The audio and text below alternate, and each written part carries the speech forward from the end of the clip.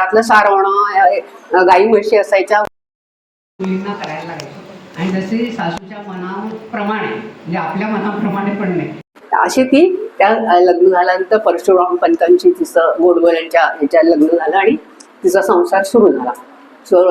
तरी एक 4-5 वर्षांनी काय झालं की तिचा जो धाकटा दीर, त्यावेळेस म्हणजे घरामध्ये गोकुळच असायचं, त्याचा जो धाकटा दीर होता तो अगदी एखाद्या वर्षाचा असेल पण खूप रडायचा, किरकिर किरकिर करायचा आणि मग तो कामच करून द्यायचा नाही घरामध्ये सगळ्यांना. मग त्या बायकांना थोडीशी अफू घालून त्याला झोपवायचं आणि मग सगळी कामं उरकायची, अशी त्यांची घरातली पद्धत होती. तर एक दिवस खूप काम असतं आणि ती सासू काय तिला सांगते की त्याला थोडीशी अफू लाव आणि झोपव असं सांगते. तर तिला प्रश्न पडतो की तिने कधीच केलेलं नसतं ते काम. तिला प्रश्न पडतो की त्या काय करायचं, तर आता विचारायची पण सोय नाही काय. तर म्हणून ती अंदाजाने त्याला अफू लावते अशी आणि झोपवते. झोपतो तो आणि मग काय होतं की तो उठतच नाही. काय होतं की तिला माहीत नसतं किती डोस, आणि ती किती 10-12 वर्षाची मुलगी असते. तर तो मुलगा कालवश होतो. तर आलं का पंचायत, कारण काय ती सासू इतकी कडाडायला लागते. ती म्हणते की तू मुद्दामच केलंस, तुझा धीर आहे, तुला नको होता असं वगैरे खूप वाईट बोलायला लागली. कारण तिने तिची बाजू काही समजूनच घेतली नाही की आपण तिला सांगायला पाहिजे, ती छोटी मुलगी आहे, तिला सांगायला पाहिजे, असं काही समजून घेतलं नाही. खूप ओरडली आणि एक दिवस तिला घराच्या बाहेरच हाकलून गेली. आणि त्यावेळेस मुलांची पण अशी सामत नव्हती की आईसमोर काही बोलावं, त्यामुळे ते तिला आणि तिचं माहेर पावसमध्येच होतं. हे सगळं पावसमध्ये घडलं. तर त्यावेळेस मग ती माहेरी येते, माहेरी रडत येते आणि काही बोलत नाही आणि शांत असतं. पण तिला काय होतं की ते अपमानित झाल्यासारखं होतं. आता 1-2 दिवस जातात आणि मग तिला असं वाटतं की आपण इथे असं आश्रितासारखं राहायचं का. आता सासर नाही माहेर पण असंच, म्हणजे तिथे राहणार तर आपल्याला अपमानास्पदच राहावं लागेल असं तिच्या मनामध्ये काहून झोप लागत नाही. आणि दे माय धरणीत आहे अशी तिची अवस्था होते. आणि त्या 12-13 वर्षाच्या मुलीचं तिला पहाटेच्या वेळेस मग असं वाटतं की आपण इथेही नको राहायला, माहेर नको, सासरे नको, आपण परमेश्वराच्या चरणाशी जावं असं म्हणून ती घरातनं एक थोडे 2-4 कपडे घेते आणि बाहेर पडते. कोणालाही न सांगता ती घरातनं जरा अंधारात असताना बाहेर पडते आणि नामस्मरण करत चालायला लागते. तिच्या डोक्यामध्ये येते की त्याला लहानपणी तिने दत्ताच्या गोष्टी ऐकलेल्या असतात, ती म्हणजे आपण दत्ताच्या पायाशी जाऊया म्हणून ती विचारत 100 मैल चालते ती मुलगी आणि नरसोबाच्या वाडीला येते. पावसवरनं नरसोबाच्या वाडीला येते. नरसोबाच्या तिला कितीतरी महिने लागले असतील, उपाशी तापाशी कशीच ते येते. आणि आल्यानंतर पादुकांवर डोकं ठेवते आणि म्हणते की तूच माझा आता संभाळ कर, काय तुझं तू मला सांगशील तसं मी करेन. आणि मग त्या तिथे स्वामी महाराज असतात. तर ते बघतात की मुलगी अगदी असहाय्य झालेली आहे. तर मग ते तिला बोलवतात जवळ, ये काय बाळ तू का रडतेस, का तुला काय झालं आणि तुझी अशी दशा का झाली. आणि ती अगदी कृश झालेली असते. तर ती म्हणते की मला काही माझी चूक झाली आणि मला घरातनं हाकलले आहे, रडायलाच लागते. मग तिथे एक पुजारी असतात, त्यांना ते सांगतात की हिला तू घरी घेऊन जा आणि तिला आश्रय दे, आपण तिच्याच्या नंतर बोलू असं म्हणून त्या एक गुरुजी असतात त्यांना सांगतात. त्याप्रमाणे ते घरी घेऊन येतात तिला. मग ती आंघोळ वगैरे करते, त्या काकू तिला खायला देतात, विचारतात. काही पहिल्यांदा काहीच बोलत नाही. एक 2-3 दिवसांनी ती जरा शांत झाल्यानंतर ती सांगते मग असं झालं. तर ते स्वामी महाराज तिला म्हणतात की आता तू असं कर की नामस्मरणामध्ये दिवस घाल आणि तुला म्हणजे दत्ताला काय असतं तर प्रदक्षिणा. आता आपण भजन म्हटलं, प्रदक्षिणा दत्ताला फार प्रिय आहे म्हणून तू दिवसभर या नरसोबाच्या वाडीच्या ज्या पादुका आहेत त्यांना प्रदक्षिणा घालत जा आणि दीक्षा मागून राहा आणि काही काळजी करू नकोस, हा परमेश्वर तुला नक्कीच आधार देईल असं ते तिला आधाराचे शब्द देतात. त्याप्रमाणे मग ती सगळे अश्रू गिळते, दुःख गिळते आणि तिथे नामस्मरणाला लागते. रोज तिची हीच दिनचर्या असते. पहाटे 3-3:30ला उठायचं, नदीवर आंघोळ, तिथं कृष्णा नदीच आहे, तिथं आंघोळ करायची आणि दत्ताला प्रदक्षिणा घालायला सुरुवात करायची. आणि इकडे दिगंबरा हा सतत 24 तास ती त्याच्यामध्ये राहते. असं करता बरेच वर्ष जातात. इकडे काय होतं की पावसला की ते परशुराम पंत असतात ना, तर त्यांची आई त्यांचं दुसरं लग्न करून देते. तर त्या दुसरं लग्न करून देतात. ती बायको जी घरात येते तर तिला 2 मुलं होतात आणि पण काय होतं की ते दोन्ही मुलं जन्मताच जातात. तर तिसऱ्या बाळणपणामध्ये काय होतं की बाळ आणि बाळंतीण दोघेही जातात. त्यामुळे ते दुसरं लग्न काही यशस्वी होत नाही आणि ते खूप निराश होतात परशुराम पंत. तर त्यावेळेस त्याला आपल्या नशिबामध्ये संसार सुख नाही आहे, आता आपण ह्याच्या नादी लागायला नको असं म्हणून ते सोडून देतात. पण त्यांना एक दिवस पहाटे स्वप्न पडतं आणि एक संन्यासी येतो आणि तो म्हणतो की तू असं कर म्हणे, नरसोबाच्या वाडीला जा, तिथे तुझी पत्नी प्रथम पत्नी आहे, तिला ती निरपराध आहे, तिला तू घेऊन ये. तर ते उठतावेळी म्हणतात की हे कसं काय घडलं, काय घडलं, पण आपण आता यांनी जो आदेश दिलाय त्याप्रमाणे करून पाहू. म्हणून ते नरसोबाच्या वाडीला येतात. तिथे आल्यानंतर त्या गंगाबाई प्रदक्षिणा घालतच असतात. त्या ओळखतात त्याला. ओळखल्यानंतर ते म्हणतात की मला तू क्षमा कर, म्हणजे माझ्याकडनं ती चूक झाली असं मला वाटतं, कारण मला त्यातलं काही माहिती नाही, पण मला असं वाटतं, मला असा जो आदेश आला आहे त्याप्रमाणे तू निरपराध आहेस असं मला एका संन्यासाने सांगितलं. तर ती काही बोलत नाही. ती म्हणते की मी आता 12 वर्ष इथे राहते आणि मला ज्यांच्या आधारावर मी राहते, ज्यांनी मला हे बळ दिलं जिवंत राहण्याचं, नाही तर मी आत्महत्याच केली असते, पण मला हे जिवंत राहण्याचं बळ ज्यांनी दिलं त्यांना आपण भेटू आणि ते जे म्हणतील तसं आपण करू. तर त्याप्रमाणे मग त्या स्वामी महाराजांकडे जातात. तिथे गेल्यानंतर परशुराम पंत जेव्हा त्यांना पाहतात तर ते आश्चर्यचकित होतात, कारण त्यांना जे स्वप्नात आलेले असतात ते हेच असतात. मग ते ओळखतात. ते म्हणतात या आणि त्यांना म्हणतात की ही जी पत्नी आहे तिचं आता 12 वर्ष तप झाले आणि ती अतिशय निरपराधी आहे, तिला तुम्ही घरी घेऊन जा, सन्मानाने वागवा आणि तिच्याशी संसार करा. हेच तुमचं म्हणजे याच्या पुढचं जे आहे, कारण तुमच्या वंशामध्ये एक स्वामी म्हणजे एक देवभक्त जन्माला येणार आहे, त्याची ही पूर्व पीठिका तयार झाली, पार्श्वभूमी तयार झालेली आहे आणि तिच्याकडनं दत्तानी तप करून घेतले असं ते घडतं. मग ते तिला घरी घेऊन येतात. घरी गेल्यानंतर त्यांचा संसार सुरू होतो आणि तिला सन्मानाने वागणूक देऊन त्यांनी सांगितलेलं तिला सोन्याचे दागिने, त्यावेळेस सोन्याला खूप महत्त्व असतं, म्हणजे चांगले सोन्याचे दागिने करून घाल आणि सन्मान कर तिचा. त्याप्रमाणे ते करतात आणि व्यवस्थित त्यांचा संसार सुरू होतो. मग त्यांना 2 मुलगे होतात, त्यातला एक नारायण आणि एक विष्णू. तर या 2 मुलांचं ते संगोपन करतात आणि विष्णू पुढे शिक्षण वगैरे होतं. त्या काळात मॅट्रिक होणं पण महत्त्वाचं असतं, म्हणजे आता मॅट्रिकला काहीच किंमत नाही, पण त्या काळामध्ये मॅट्रिक होणं म्हणजे मुलगा फार शिकला असं होतं. तर ते मॅट्रिक होतात आणि नोकरी करतात आणि त्यांना त्यांचं लग्न होतं. आणि मग त्यांची जी पत्नी असते गंगाबाई, त्यांना जी मुलं होतात त्यातला 4था नंबरचा मुलगा म्हणजे स्वामी स्वरूपानंद. त्यांचं नाव रामचंद्र ठेवलेलं असतं आणि ते लहानपणापासूनच खूप सुदृढ असतात, खेळकर असतात आणि गावातल्या सगळ्या मुलांना एकत्र करून त्यांचा पुढाकार घेणं, त्यांना खो खो हुतुतू शिकवणं, झाडावर चढणं, नदीमध्ये पोहणं, हे सगळं ते इतकं छान करत असतात ना. आणि गावात त्यांचे जे परशुराम पंत म्हणजे त्यांचे आजोबा, तेही त्यांना गीता शिकवतात, ज्ञानेश्वरी वाचणं, ही जी सगळी बालपणाचे संस्कार असतात ते त्यांना लहानपणापासून मिळतात. आणि मग जे शाळेमध्ये जेव्हा जायला लागतात तर पावसमध्ये 5वीपर्यंत शाळा असते, त्याच्यानंतर रत्नागिरीला जातात. ते रत्नागिरीपासून हे अगदी जवळ आहे पावस. तुम्ही कधी गेलाय का पावसला? पावसला तुम्ही नक्की जाऊन या, खूप पवित्र क्षेत्र आहे आणि ते स्वरूपानंदांची तपोभूमी आहे, त्यामुळे त्याला वेगळा एक तिथे आध्यात्मिक प्रभाव खूप छान आहे. तर त्याप्रमाणे ते रत्नागिरीला येतात आणि मग तिथे त्यांचं इंग्रजी शाळेचं शिक्षण होतं आणि मग त्यांचा जो मोठा भाऊ असतो गणपती, नंतर तो मॅट्रिक झालेला असतो आणि मुंबईला पोस्टामध्ये लागलेला असतो, तर तो आपल्या भावाला मुंबईला घेऊन येतो आणि मग पुढे त्यांचं इंग्लिश शिक्षण होतं. 11वीपर्यंत पुढे शिक्षण तिथे आर्यन सोसायटीमध्ये, आर्यन एज्युकेशन सोसायटीमध्ये शिक्षण होतं. आणि त्या काळात काय राहिलं असं, त्यांचा जन्म 1903 15 डिसेंबर हा स्वरूपानंदांचा जन्मदिवस आहे आणि त्याच्यानंतर 1920 साली 1 ऑगस्ट 1920 साली ते जेव्हा 19मध्ये ते मुंबईला येतात, पण 1920 साली जेव्हा लोकमान्य टिळकांचं निधन होतं त्यावेळेस तिथे असतात.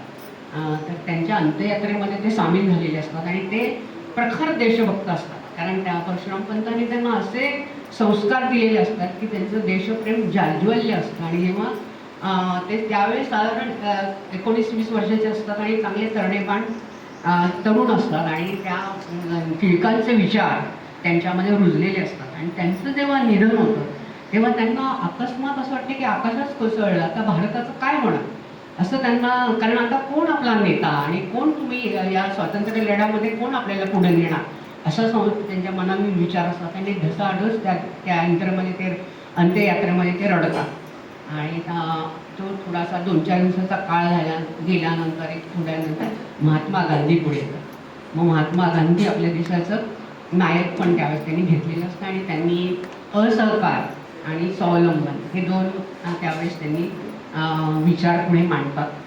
त्याप्रमाणे हे पण मग स्वातंत्र्य लढ्यात भाग घेतात आणि ते इंग्रजी शिक्षण सोडून देतात. ते मॅट्रिक झालेले असतात पण पुढे त्यांना कॉलेजचं शिक्षण घ्यायचं असतं. ते म्हणतात की नाही, आता मी इंग्लिश शाळेत जाणार नाही असं म्हणून ते खादी वापरायला सुरुवात करतात.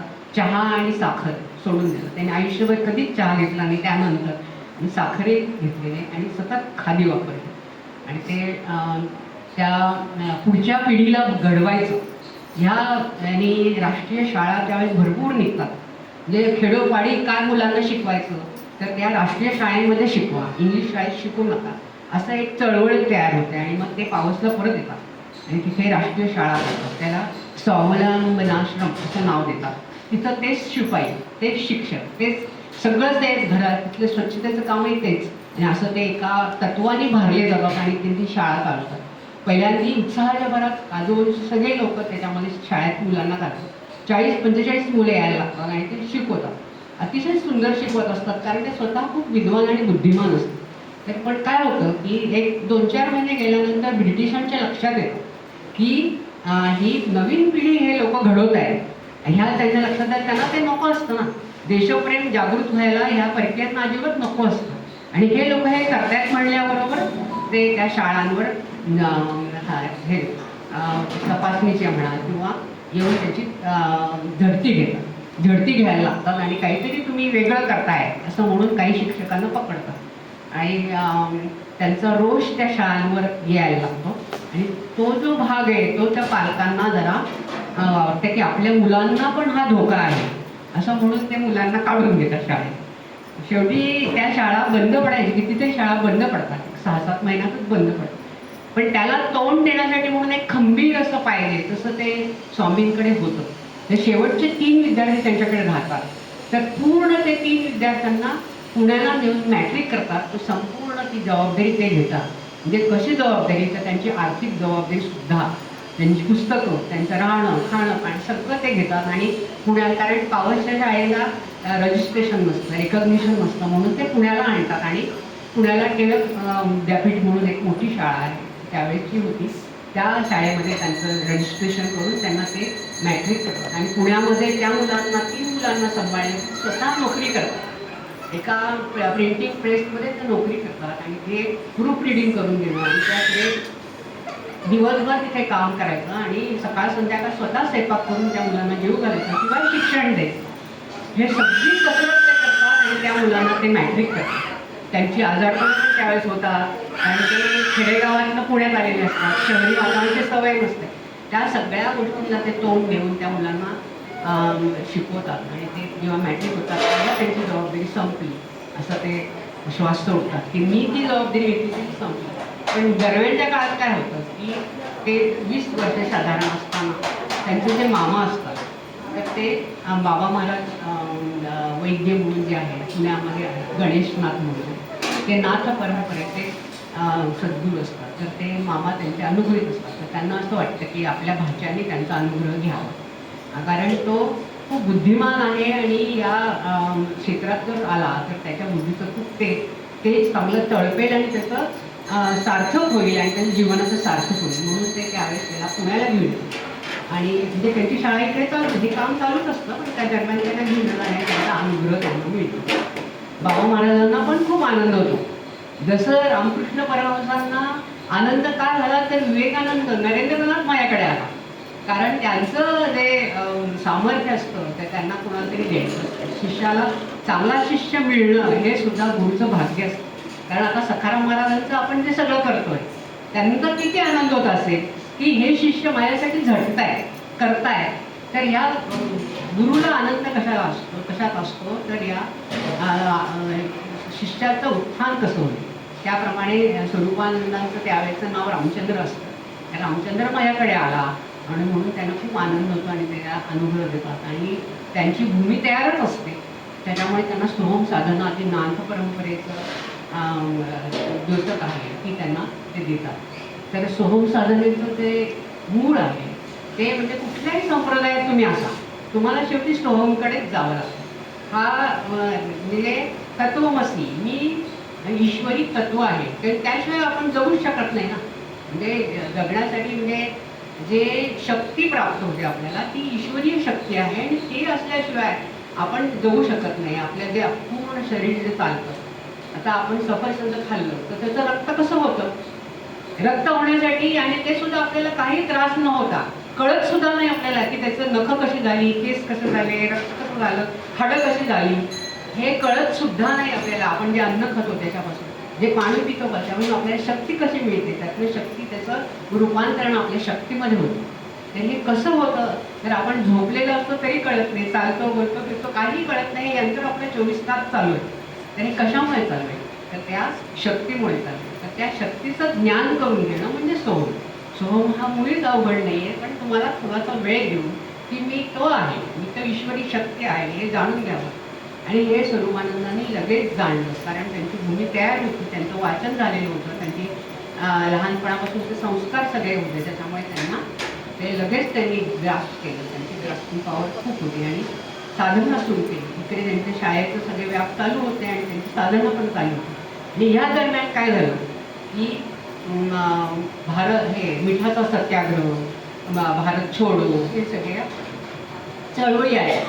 त्या चळवळी आल्यामध्ये यांना काही राहवलं नाही. यांनी सगळ्यामध्ये भाग घेतला आणि ते पकडले पण गेले त्याच्यामध्ये आणि येरोड्याच्या तुरुंगात ते सुलभ होते. नंतर रत्नागिरीला पण ते स्थानबद्ध होते पण त्यांनी कशाची चमक बाळगली नाही. येरोड्याच्या तुरुंगात जेव्हा होते तेव्हा त्यांना तो निवांतपणा मिळाला कारण त्या काळात त्यांच्यावर त्या मुलांची जबाबदारी नव्हती स्वावलंबनाची जबाबदारी होती. तर त्या काळात त्यांनी मोठं काव्य केलं तिथे लोकांना घेऊन ते बसायचे आणि चांगल्या देशभक्तीच्या गोष्टी सांगायचे. आणि त्या काळात त्यांना जे स्फुरलं तो नवरत्न हार म्हणून एक त्यांनी आपल्या गुरुची स्तुती कारण त्यांच्या बुद्धीला आता एक झळाळी आलेली असते आणि ईश्वरीय शक्ती मिळालेली असते. त्याच्यामुळे त्यांनी एक नवरत्न हार म्हणून ते काव्य रचलं. आणि त्याच्यानंतर ते रत्नागिरीला जेव्हा होते रत्नागिरीला पण त्यांना सांगितलं होतं की स्थानबद्धता सोडायची नाही पण त्यांनी ते पावस सोडलं कारण त्यांना त्या मुलांना घडवायचं होतं म्हणून त्यांनी जुमानलं नाही. पण त्यावेळेस त्यांना पोलिसांनी पकडलं आणि त्यांना दंड केला. तर तो दंड भरायला त्याच्याकडे कुठे पैसेच नव्हते. शेवटी त्यांच्या आईने त्यांची बांगडी सोन्याची बांगडी त्या पोलिसला केली त्यांनी ते हे करून त्यांना सोडलं. असं सगळं घडत असताना त्यांच्या आईवडिलांची काय अपेक्षा असणार. आईवडील साधे भोळे त्यांना काय वाटणार की मुलांनी संसार करावा चांगली नोकरी करावी. आता हा शिकलेला मुलगा आहे नोकरी करावी संसार करावा आणि ते करता करता ईश्वरीय भक्ती करता येते असं त्यांचं मत होतं. तर यांचं मत असं होतं की नाही मला संसार नाही करायचा मी याच्यामध्ये झोकून देऊन जास्तीत जास्त माझी शक्ती याच्यासाठी वापरते. तर या दोन्हीमध्ये त्यांचाच विजय होतो शेवटी. आणि ते आई वडिलांना म्हणतात की मी तुमची सेवा शेवटपर्यंत सोडणार नाही पण मला तुम्ही परवानगी द्या की मी हे करेन. अशा रीतीने त्यांनी एक टर्निंग पॉईंट आला आणि त्यावेळेस मग त्यांना जेव्हा ते पुण्यात आले होते मुलांना घेऊन त्यांनी स्वतःचा अभ्यास पण केला आणि त्या काळात वाङ्मय विषय म्हणजे आता तर MA असं त्यांनी त्यावेळेस केलं होतं. आणि ते करून आता आपल्याला पुढच्या 4 पेपर त्यांचे राहिलेले असतात 6 पेपर त्यांनी दिलेले असतात. तर त्याचा अभ्यास आपण पुण्यात राहून एवढा खर्च कशाला करा खोली घ्या वगैरे म्हणून ते पावसला जातात. आणि त्यावेळेस काय होतं की ते पावसला जेव्हा जातात तेव्हा अभ्यास चालू असतो पण त्यांना अचानक मलेरिया होतो. आणि मलेरियाचा अटॅक इतका प्रचंड येतो की ते पावसला एका गणपतीचं देऊळ आहे तिथे ते दर्शनाला गेलेले असतात. त्यांच्या अंगामध्ये फिटून ताप असतो पण ते काय म्हणतात की आपण जास्त कोणता आजार आला तर तो जास्त होईल म्हणून ते त्याच्याकडे दुर्लक्ष करून तिथे आले. पण त्यांना त्या गणपतीच्या मंदिराच्या समोर चक्कर येते आणि तिथेच ते पडतात. पडल्यानंतर कोणीच नसतं, संध्याकाळची वेळ असते, कोणीच नसतं. तर आजूबाजूचे ग्रामस्थ त्या मंदिरामध्ये दिवा लावायला म्हणून आई येतात. त्या नेहमीचा जो माणूस असतो त्याच्या लक्षात येईल ते कोणतरी पडलं आहे म्हणून तो हलवून बघतो, तर तो हा गोडबोल्यांचा रामचंद्र आहे.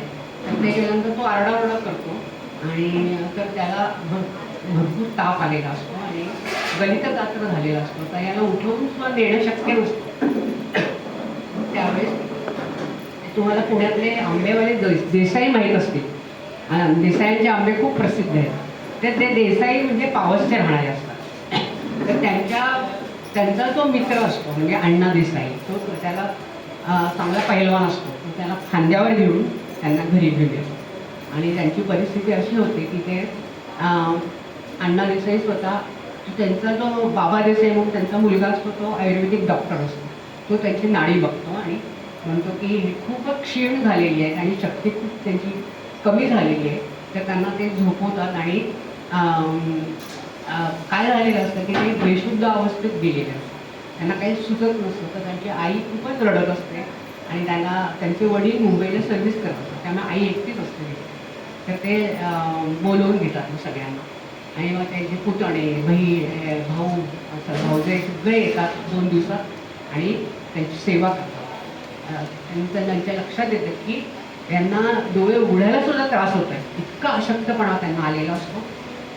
तरी ते बाबा देसाई त्यांच्या सतत 24 तास त्यांच्याजवळ राहतात सारखा, कारण त्यांना एक एक घोट थोडं थोडं पाणी, म्हणजे शक्ती कशी आणायची त्यासाठी थोडं थोडं पाणी घालून त्यांना ते जागरूक करत असतात. आणि असं करत करत एक 8-10 दिवसानंतर ते स्वतः डोळे उघडायला लागतात आणि थोडं थोडं बाहेर येतात त्यातून. आणि अशी परिस्थिती येते की त्यांना उभं राहणं पण शक्य नसतं. त्या अशा एका आजारपणामध्ये ते अडकलेले असतात. तरी त्यांचा सोहम चालू असतो. हे त्या बाबा देसाईंनी लिहून ठेवले की त्यांच्या सोहम साधना ही आपल्या श्वासावरची साधना आहे. म्हणजे आपण श्वासाशिवाय राहू शकतो का? नाही. 24 तास आपण श्वास घेतच असतो. त्याप्रमाणे त्यांची सोहम साधना ही त्या काळातही आजारपणातही चालू असते. आणि त्या 1 महिना गेल्यानंतर त्यांना 4 पावलं चालता येतात. असं करत करत ते आपल्या घरामध्ये थोडंसं बाहेर येतात आणि त्या आजारपणामुळे त्यांच्या जीवनाला एक वेगळी कलाटणी मिळते. आणि मग त्यांना ते बाबा देसाई त्यांची 1-2 महिने तिथे सेवा करतात. मग त्यांचे वडील जे अण्णा देसाई असतात ते म्हणतात तुम्ही आता थोडंसं हवा पालट करा, म्हणजे तुम्हाला बरं वाटेल, तुम्ही आता आमच्या घरी राहायला चला, असं ते स्वामींना म्हणतात. तोपर्यंत ते स्वामी झालेले नसतात, पण त्यांना तू आमच्या घरी चल असं ते म्हणतात. तर ते म्हणतात की ठीक आहे. म्हणून मग त्यांना असंच पाठीवर वगैरे घेऊनच जावं लागतं, एवढं ते चालू शकत नाही. मग ते अण्णा देसाई त्यांच्या घरी आणतात आणि त्यांच्या एका खोलीमध्ये व्यवस्था करतात. तेव्हा ते 15 दिवस त्यांच्याकडे आणि 15 दिवस घरी असं राहतात. पण त्यांची आई तशी वयस्कर झालेली असते, त्याच्यामुळे त्यांची सेवा करणं आईला शक्य नसतं हे त्यांच्या लक्षात येतं. आणि अण्णांचं जे घर असतं ते गोकुळ असतं. त्यांचे 2 भाऊ, त्यांची मुलं, सुना, असं सगळं भरलेलं असतं. आणि सगळे असं पूर्वीच्या काळी काय असं एकमेकाला धरून एकमेकाला मदत करण्याची वृत्ती होती. की असं एक आपल्याकडे आता सध्या काय होतं की 2च लोक घरात असतात आणि एक कोण आलं तरी सुद्धा खूप ॲडजस्ट करावं लागतं. तसं नसतं, नसायचं पूर्वी की घरात पोरी बाळी सुना मुलं असे सगळे असतात आणि हातोहात कामं होऊन द्यायचे. त्यामुळे त्यांना एक माणूस घरात राहिलेला काही जड नव्हता. तर त्यांना अण्णांनी त्यांना सांगितलं की तुम्ही असं करा, तुम्ही आमच्याकडेच राहा असं म्हणून ते त्यांना ठेवून घेतात.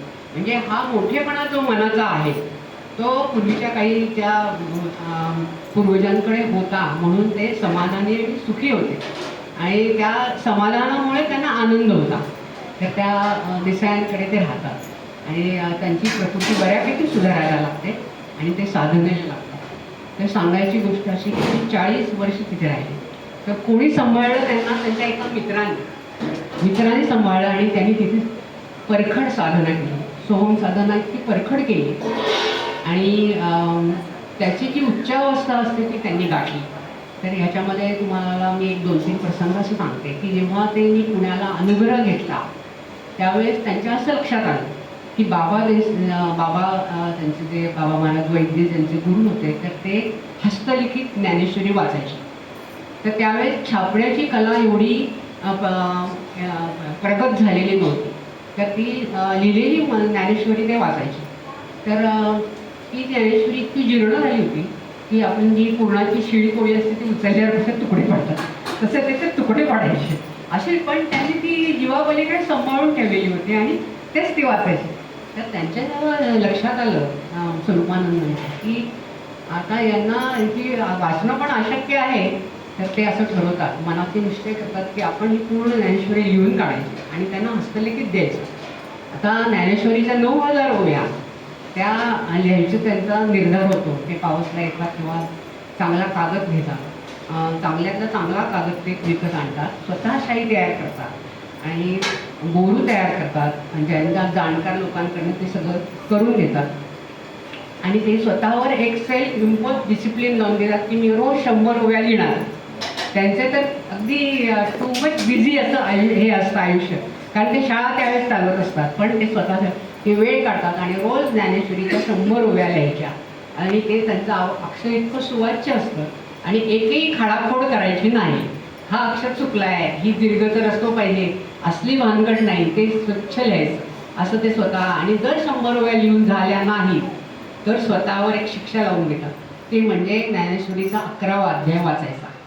आणि तो सगळ्यात मोठा अध्याय आणि भक्तिरसाने परिपूर्ण भरलेला अशी सेल्फ इम्पोज डिसिप्लिन लावून दिलं. आणि त्याला 3 महिने लागतात ते लिहायला, रोज 100 ओव्या लिहायच्या. जरी किती उशीर झाला तरी ते 100 ओव्या लिहिल्याशिवाय झोपायचे नाही असा त्यांनी स्वतःवर घेतलेला नियम पाळतात. 4थ्या महिन्यामध्ये काय करतात की पूर्ण तपासतात, कुठं आपलं चुकलं आहे का, एखादा अनुस्वार तरी द्यायचा राहिला आहे का, किंवा काही एखादा शब्द चुकून पूर्ण तपासतात. आणि मग ती छान बाइंडिंग त्या पद्धतीने म्हणजे त्या सोनेरी कवर म्हणजे आपलं कापडी जरीचं कवर घालून ते पुण्याला येतात. आणि पुण्याला आल्यानंतर त्यांच्या गुरूंकडे जातात आणि एका शुभ प्रभाती त्यांना ते अर्पण करतात. तर ते म्हणतात, काय आणलंय तू एवढं मला म्हणून ते उघडून बघतात. तर ज्ञानेश्वरी की ज्यांची हृदय भरून येतं की जी माझ्या प्राणप्रिय ती ज्ञानेश्वरी आहे, ती माझ्या शिष्याने आणली आहे हे बघितल्यानंतर त्यांच्या डोळ्यातनं अश्रू व्हायला लागतात आणि ते त्याला कडकडून मिठी मारतात. आणि ते जेव्हा उघडून बघतात ते इतकं सुवाच्य सुंदर अक्षर, इतकी सुंदर शाई आणि इतकं छान लिहिलेलं असतं, त्यांना असं वाटतं याला मी काय देऊ आणि काय नको, इतकं त्यांच्या हृदयामध्ये शिष्यप्रेम दाटून येतं. आणि ते त्याला पूर्ण आशीर्वाद देतात. आणि तो आशीर्वाद घेऊन ते परत इकडे येतात आणि तिच्या साधना अधिक जोमाने चालू होते. तर असंच एकदा ते ह्या गुरुसेवेचं फळ, आपण ही जी गुरुसेवा अर्पण करतो आपल्या गुरुला, तर ती कधीही गुरु आपल्याजवळ ठेवत नाही. हे प्रत्येकाने अगदी खुणगाट बांधणं म्हणून मनोभावे जे आपल्याला शक्य आहे ते आपण गुरुला नेहमी अर्पण करावं, की तो दसपटीने आपल्याला देतो. जे साईबाबा म्हणतात ना, तू एकच पाऊल टाक, तुझ्यासाठी मी 10 पावलं पुढे येणार, असं त्यांनी आश्वासन दिलेलं आहे. तर त्याप्रमाणे ह्या जो गुरुसेवा आहे त्याचं फळ स्वामींना कसं मिळालं ते आपण आता पुढं बघूया. तर काय झालं की त्यांना त्यांचे वडील असतात ते सतत विष्णू सहस्रनाम म्हणायचे, सतत. म्हणजे विष्णूपंत त्यांचे वडील होते, तर त्यामुळे त्यांच्यावर ते संस्कार झालेले असतात. तर त्यांना असं वाटत असतं की आपण सोहम साधना निर्गुण आहे, पण आपल्याला विष्णूचं सगुण दर्शन व्हावं असं त्यांना वाटत असतं. त्यांची ही लहानपणापासूनची इच्छा आहे, कसा असेल विष्णू, कसा दिसेल, कसं तोच हे सगळं धारण करत असेल, त्यांची आस वाढत वाढत म्हणजे मीराबाईसारखी त्यांची आस वाढत चाललेली असते. आणि त्यांची सोहम साधनाही जरी निर्गुण असली तरी त्यांना ते सगुणाची आस लागलेली असते. तर काय होतं की एक दिवस संध्याकाळी शांत सगळ्यांची जेवणं झालेली असतात, साधारण 9:30-10ची वेळ असते. त्यावेळेस त्यांच्या ते पावसला अण्णा देसाईंच्याकडेच राहत असतात आणि त्यांचं निवांत ओसरी असते, पुढे त्यांची खोली असते, त्याच्या पुढे रस्ता असतो. तर तिथे एक असा गोसावी येतो, अलख निरंजन असं म्हणतो. तर यांना वाटतं की या रात्रीच्या वेळेस कोण आलं असं म्हणून ते त्यांना असं वाटतं की आपल्याला एखादा घात झाला म्हणून ते शांत बसतात. पण तो आलेला परत आवाज येतो. आल्यानंतर मग ते आतमध्ये येतो, तो गोसावी आतमध्ये येतो. त्यांनी अशी संन्यासीचे कपडे घातलेले असतात, हातामध्ये दंड असतो. तर आल्यानंतर तो म्हणतो की वो गोडबोले की घर आहे जिसने ज्ञानेश्वरी लिखी. म्हणजे त्यांची ओळख काय दिली त्यांनी वो गोड बोले किधर आहे जिसने ज्ञानेश्वरी लिखी असं त्यांना ओळख देते. तर हे उभे राहतात, काही बोलत नाहीत कारण ते एकदम अवाक झालेले असतात, कोण आलं असं म्हणून ते त्याच्याकडे बघतात. तर ते एकदम विष्णू रूप धारण करतात. ते जो गोसावी आलेला असतो त्यांनी विष्णू रूप धारण केले. 4 पुरुष उंच आणि संपूर्ण तेजोमय असं त्यांना लखलखीत असं विष्णूचं दर्शन, मुकुट धारण केलेला, आभूषणं घातलेली, लखलखीत सगळे दागिने घातलेले, हातात हे असतं, गदा असते, चक्र असतं आणि 4 हात त्याचे असते. एक आशीर्वादाचा हात असतो आणि त्यांना एक 8-10 सेकंद, सेकंद सुद्धा नाही, क्षणच म्हटलं पाहिजे, एक अगदी क्षणात ते दर्शन होतं आणि त्यांचे डोळे दिसून जातात आणि त्यांची ती आस पूर्ण होते, डोळ्यात अश्रू वाहतात, देहभान विसरून जातात आणि ते दर्शन झाल्यानंतर ते एकदम लुप्त होऊन अदृश्य होऊन आणि त्यांना खरंच वाटत नाही, खरं आहे की घडलं का, हे घडलं का असं त्यांना. म्हणजे या कलियुगामध्ये सतत तुमची जर भक्ती इतकी जर शिवेला पोचली तर परमेश्वर येतो. म्हणजे आपण कलियुगाचे जे वाईट वाईट गुण ऐकतो त्याच्याबरोबर हे चांगले पण गुण आहेत की त्याला नामस्मरण खूप प्रिय आहे. कलियुगामध्ये कशाला फळ येणार आहे तर नामस्मरणाला फळ. त्यामुळे त्यांना ते जे दर्शन आलं तर ते त्यांच्या डोळ्याने प्रत्यक्ष घेतलेलं असतं. मग त्यांच्यात काव्य स्फुरण होतं. मग त्यांनी त्याचं वर्णन करून घे की मला विष्णू कसा दिसला असं. संजीवनी गाथा म्हणून त्यांचे एक पूर्ण काव्यग्रंथ आहे. त्याच्यामुळे त्यांना आलेले अनुभव त्यांनी गतित काव्यमय केले. त्याच्यात हे आहे की त्यांना कसं विष्णूचं दर्शन झालं आणि मग त्यांचं संपूर्ण ते पूर्ण उर्वरित आयुष्य असतं तर ते पूर्ण त्यांनी आता ईश्वरमय आधी ते असतातच पण अधिक ईश्वरमय होतं आणि त्यांना सोहमचे अनेक साक्षात्कार व्हायला लागतात आणि त्या विशिष्ट लेवलला ते जातात आणि त्यांना अशी परिस्थिती येते की त्यांना दुसऱ्याच्या मनातलं कळणं किंवा पुढे काय घटना घडणार आहे, भविष्यामध्ये काय घटना घडणार आहे हे त्यांना आधीच कळत असतं. अशी त्यांची परिस्थिती येते पण त्यांनी त्या सिद्धी कधीही वापरल्या नाही आणि कधीही त्याचा गैरवापर, चमत्कार असं करून शिष्यांना बांधून ठेवणं असं त्यांनी कधीही केलं नाही. आणि त्यांच्याकडे अनेक लोक यायला लागले, खूप लोक येते प्रत्येकाला ते, कारण त्यांची परिस्थिती शारीरिक परिस्थिती त्या मानाने पूर्वीसारखी नव्हती.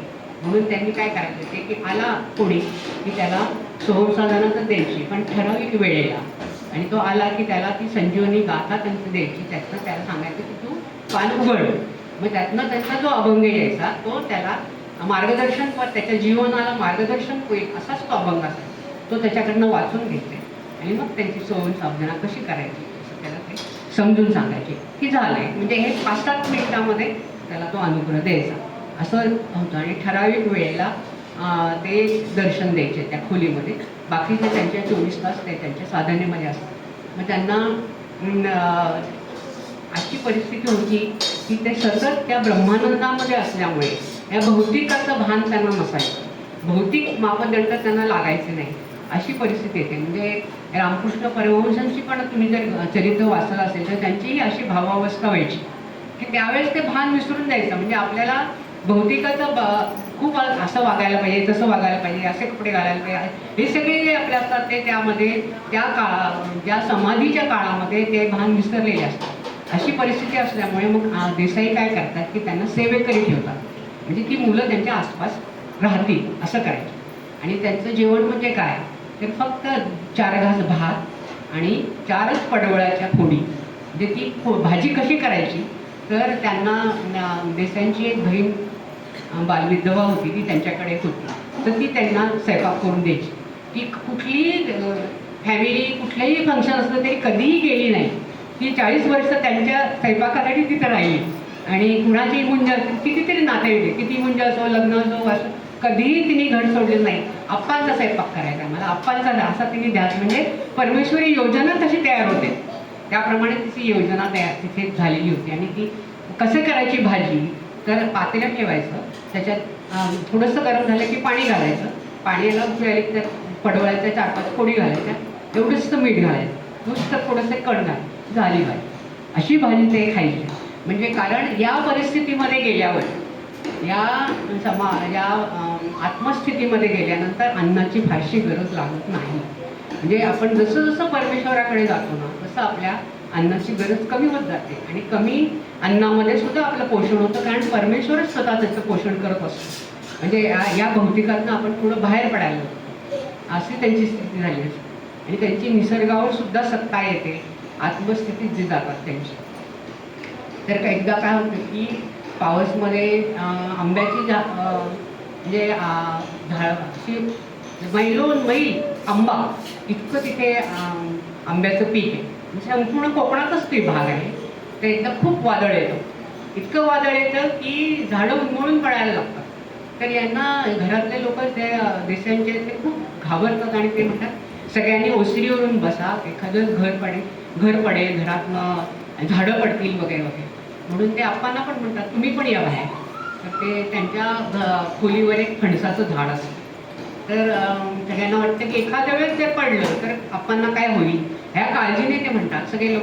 तर आप्पा म्हणतात की तुम्ही अजिबात काळजी करू नका माझी, मी इथे थांबतो, तुम्हाला जे करायचं तुम्ही तिथे जाऊन नामस्मरण सुरू करा. आणि ते सगळेजण मग आपण जे असा जयघोष केला सकाळी तसा जयघोष सगळे, कारण त्या वादळाला खूप घाबरलेले असतात तर ते असं करत असतात. पण सांगायची गोष्ट म्हणजे त्यांच्या पत्र्यावरचा एकही पत्रा हलला नाही, की त्या फणसाच्या झाडावरचं एकही पान पडलं नाही आणि त्यांना काहीही त्या वादळामध्ये त्या ठिकाणी काहीही घडलं नाही. सगळ्यांनी डोळ्यांनी पाहिलं की इतकं प्रचंड वादळ सुरू झालं होतं, पाऊस सुरू झाला होता, पण त्यांच्या खोलीला काहीही झालं नाही. म्हणजे त्यांची निसर्गावर सुद्धा सत्ता असते या पुरुषांची, ही सत्पुरुषांची.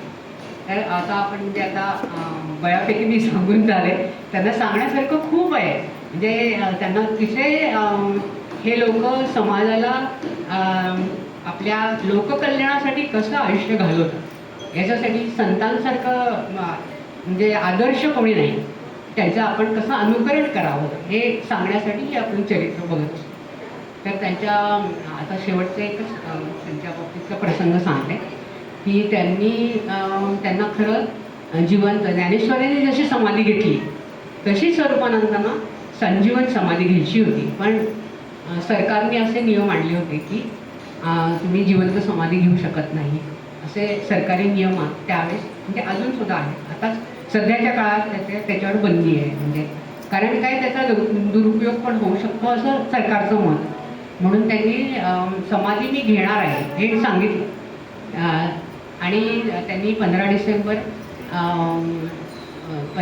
नाही 15 ऑगस्ट या दिवशीचा दिवस निवडला आणि त्यावेळेस 1974 हा दिवस त्यांनी निवडला. त्याच्या आधी 2 महिन्यापासून त्यांची तब्येत थोडी शक्तिहीन व्हायला लागली होती.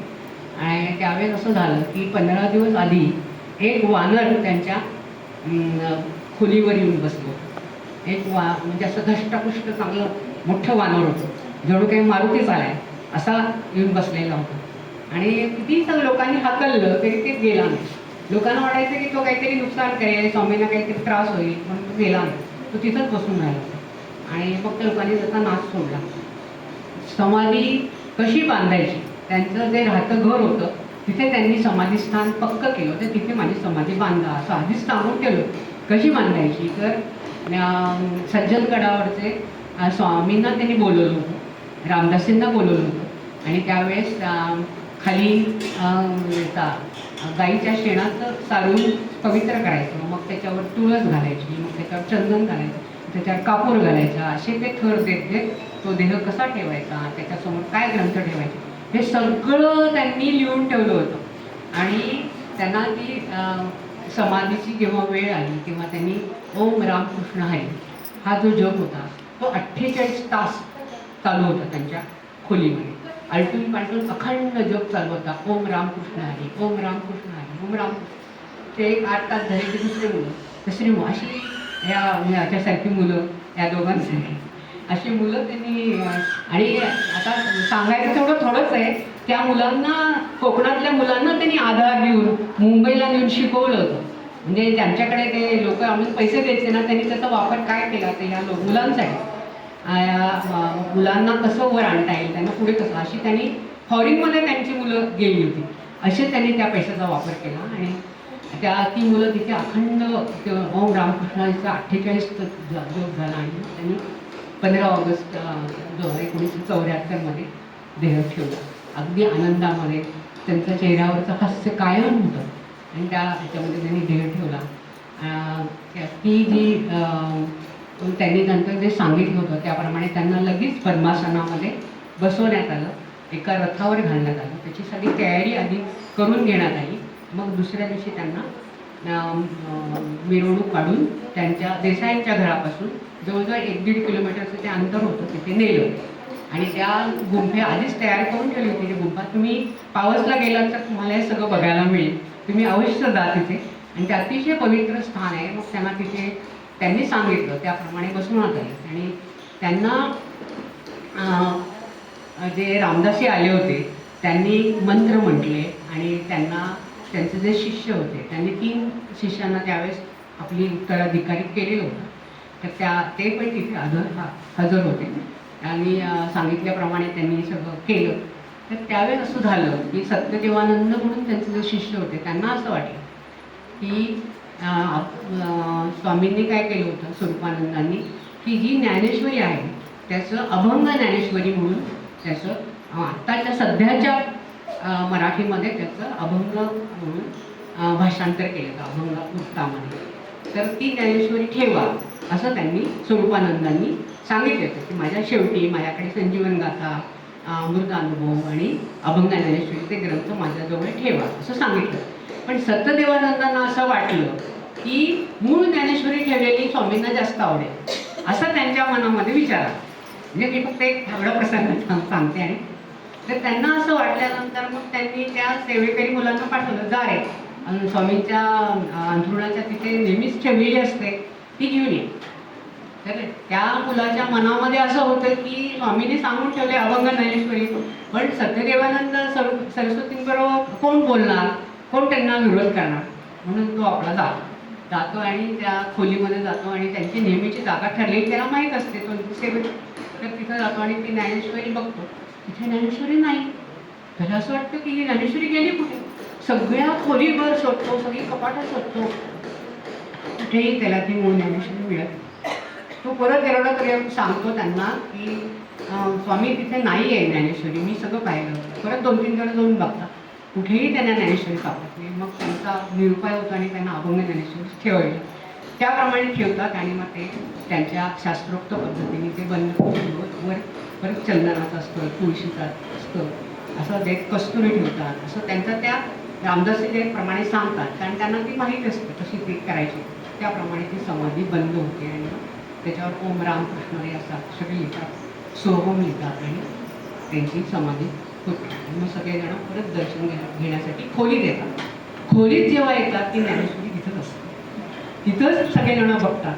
म्हणजे स्वामींची जी इच्छा असते ती त्यांनी त्यावेळेस पूर्ण करून घेतलेली असते. आणि अशा प्रकारे त्यांचं महात्म्य किती गावं तेवढं कमीच आहे. तर तुम्ही त्यांचं राय परांजपेंनी त्यांचं एक चरित्र लिहिलं आहे स्वामी स्वरूपानंदांनी, तर ते जरूर वाचा. आणि आपण त्यांना शतशः नमन करूया स्वरूपानंद. आणि आता दुसरा भाग जो थोडासा आहे ना वेळ, तर एक 15-20 मिनिटात संपतो. दुसरा भाग त्यांचे जे पट्टशिष्य म्हणजे आपले स्वामी विद्यानंद त्यांच्याकडे थोडंसं वळूया. आणि ते आता स्वरूपानंदांचं शिष्य म्हणल्यानंतर त्यांचे इतकेच थोडीसे असणार हे तर नक्कीच आहे. आणि स्वामींचा पूर्वाश्रमीचं नाव दामोदर कृष्ण पांडे असं होतं आणि ते विदर्भातले होते.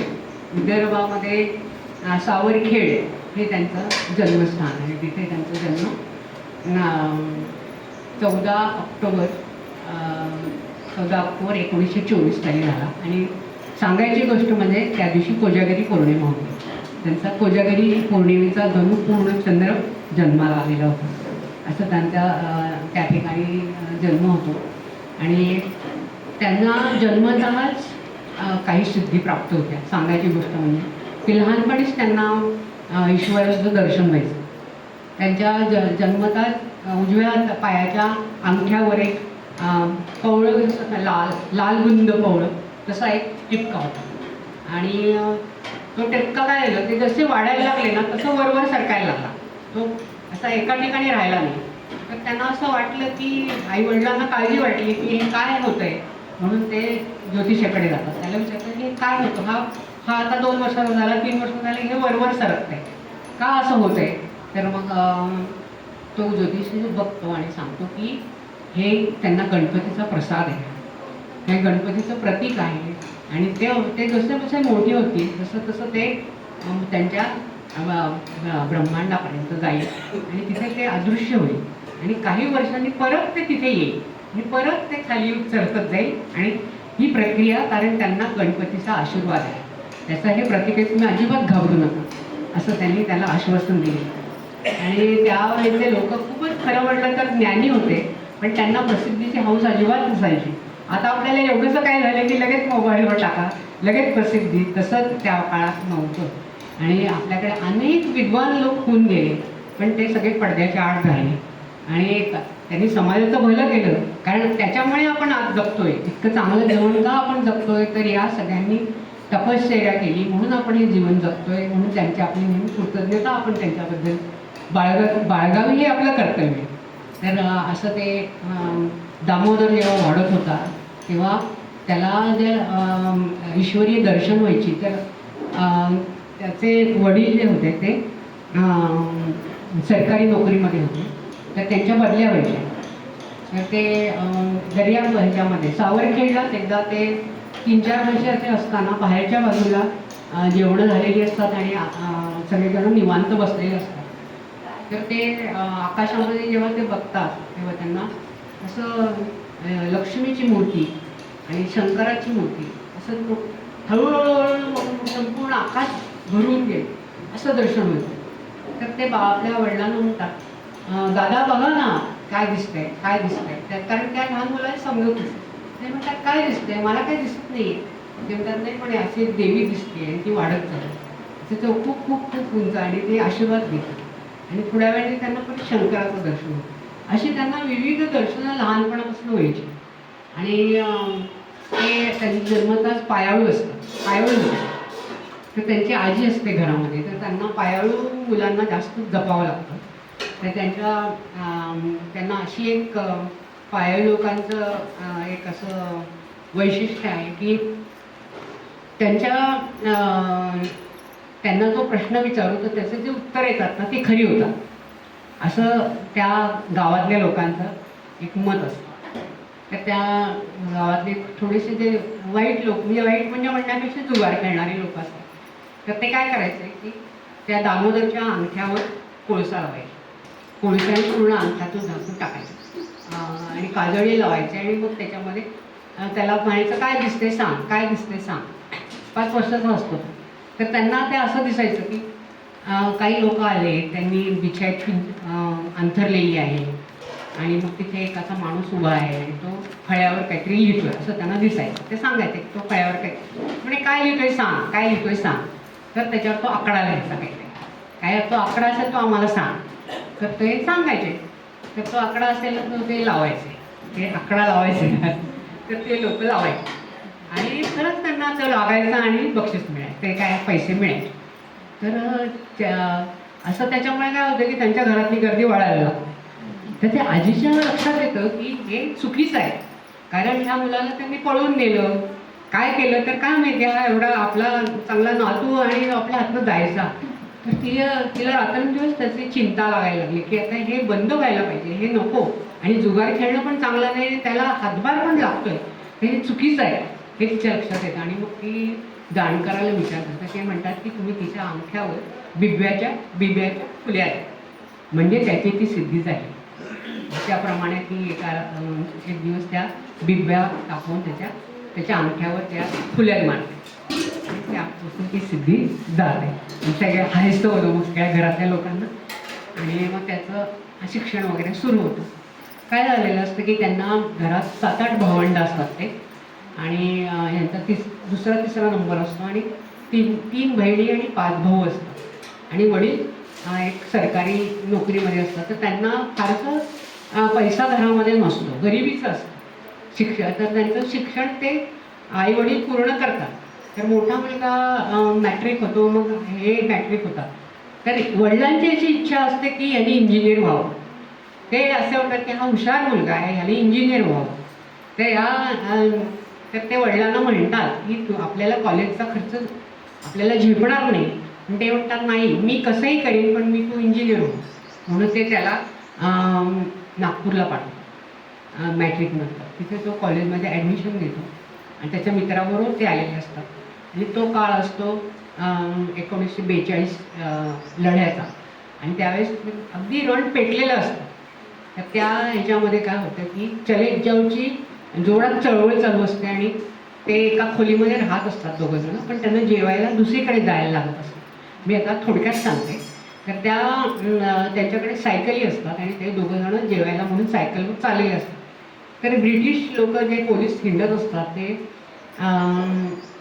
कोणाला बाहेर पडून देत असतात, पण यांना जेवणासाठी उपाशी राहायला लागू नका, अगदी जवळ आहे, आपण सायकलवर पटकन जाऊया असं म्हणून ते बाहेर पडलेले असतात. तर दुसऱ्या चौकामध्ये गोळीबार होतो. तर हे घाबरतात आणि झाडात मातीमध्ये लपतात.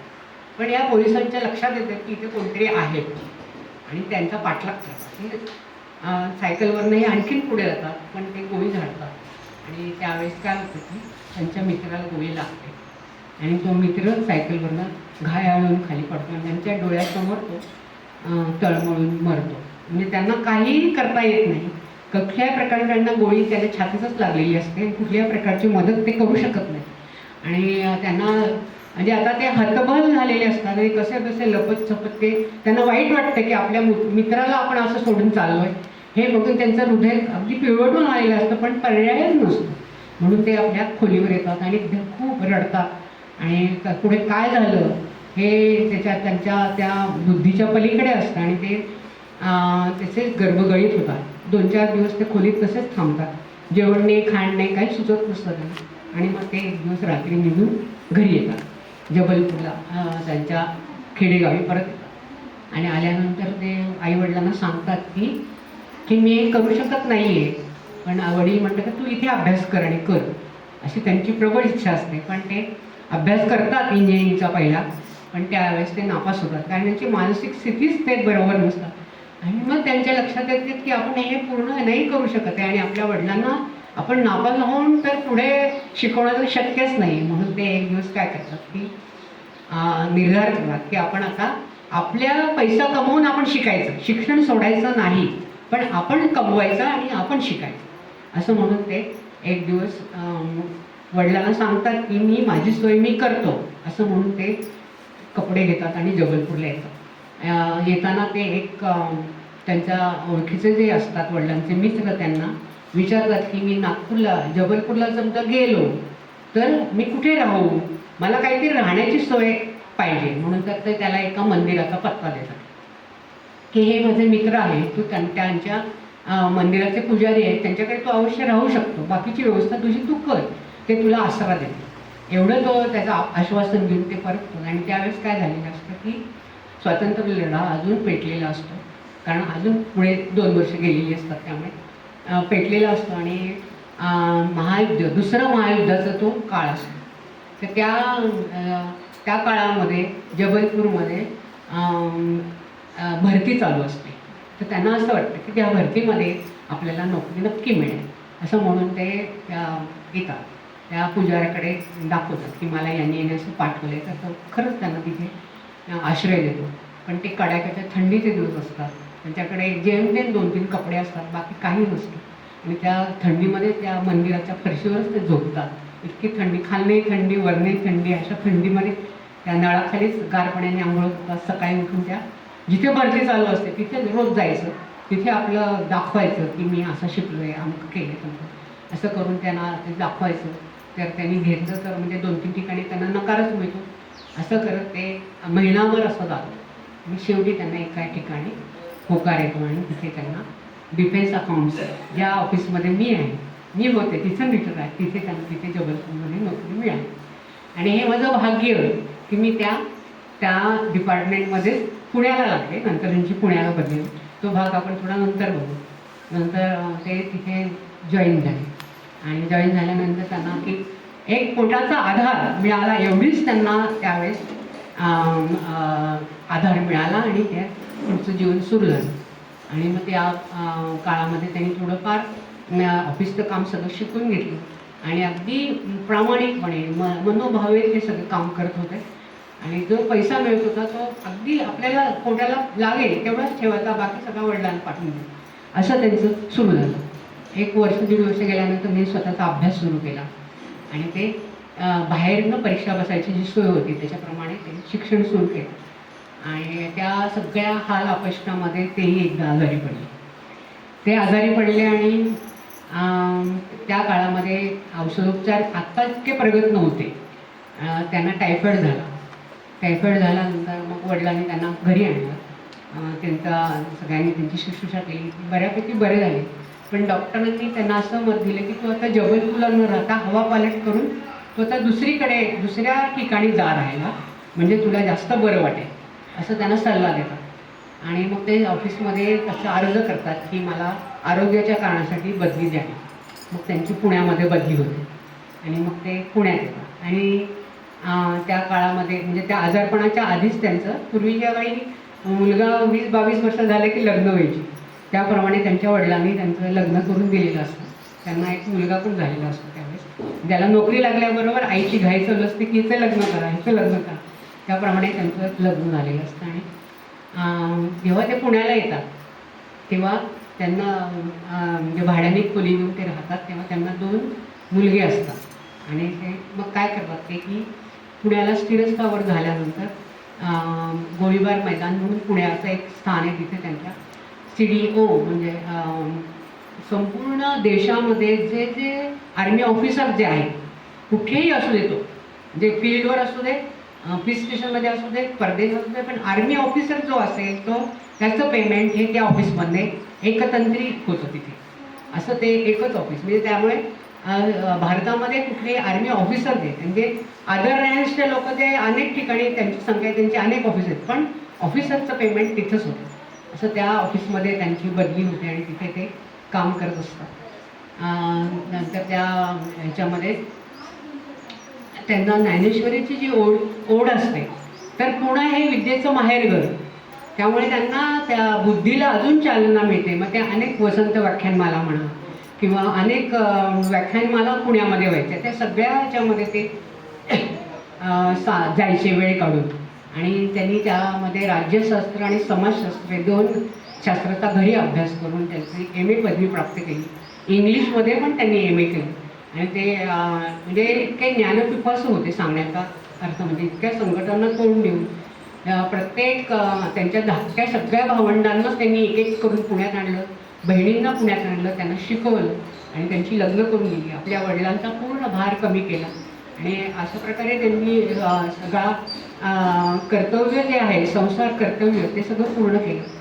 तर त्या काळामध्ये त्यांचा जो धाकटा मुलगा होता त्याला पोलिओ झाला. धाकट्याने मधल्या मुलाला पोलिओ झाला. तर तो एक मोठं संकट आलं त्यांनी आणि त्यामुळे ते जास्त अंतर्मुख झाले आणि अध्यात्माकडे जास्त ओढले गेले. त्या काळामध्ये त्यांना अनेक गुरु भेटले. ते त्या गुरूंचं जे अंतर्रूप होतं ते त्यांना की ज्ञानदान करणारा, जो निखळ ज्ञान अध्यात्म ज्ञान देणारा गुरु मला कसा भेटेल ही त्यांना आस लागली. कारण जे सगळे भेटले ते यंत्र तंत्र मंत्र असे करणारे किंवा काहीतरी स्वार्थ असणारे किंवा काहीतरी असे जे त्यांना भेटलेले लोक होते, त्यामुळे त्यांचं मन थोडं विटलं आणि त्यांना असं वाटलं की आपल्याला खरा गुरु जो ज्ञानेश्वर आहे, जो तुकाराम महाराज आहे, जो रामदास स्वामी, असं गुरु भेटणं शक्य नाही का, असं त्या निराशामध्ये गेले. त्यातच त्या मुलाचं आजारपण पण आलं, त्यामुळे जास्तच ते. तर त्या काळामध्ये त्यांना एक डॉक्टर खेर म्हणून त्यांचे मित्र होते, ते त्यांनी सांगितलं की तुला जर खरा गुरु पाहिजे असेल आणि आत्ताच्या काळामध्ये जर कोण असेल तर ते म्हणजे पावसते स्वरूपानंद. तू त्यांच्याकडे जा, म्हणजे तुला खरा गुरु मिळेल आणि तुला जी आस लागली आहे, तुला जी ईश्वर प्राप्तीची तळमळ लागली आहे, ते तिथंच तुझी पूर्ण होईल. तर ते म्हणतात की खरं ठीक आहे म्हणे, पण म्हणे ते तू म्हणतोस त्याला दुजोरा काय. तर त्यावेळेस ते रायपरांचं चरित्र प्रसिद्ध झालेलं असतं, तर ते त्यांना ते वाचायला देतात. ते वाचतात आणि मग त्यांना खात्री पडते की खरंच एक अधिकारी गुरु व्यक्ती आहे, तर त्यांच्या दर्शनाला आपण जावं. म्हणून ते एक दिवस मग रजा काढून निघतात ऑफिसमधून त्यांचे 2 मित्र ते बरोबर घेतात आणि ते 3 जण बरोबर सकाळी 6च्या गाडीने रत्नागिरीला जायला निघतात. संध्याकाळी तिथे ते पोचतात. तेव्हा त्यांना पावस काही माहिती नसतं. ते विचारत जाणं असतं आणि त्या काळात वाहतुकीचे एवढं सुबत्ता झालेली नव्हती. तर त्यांच्याबरोबर एक गांधी म्हणून मित्र असतात आणि अजून एक तिसरा मित्र असतो. तर 3 जण जेव्हा ते रत्नागिरीला पोचतात तेव्हा त्यांना अचानक आवाज ऐकू येतो. बाहेरने एक माणूस चौकशी करत असतो.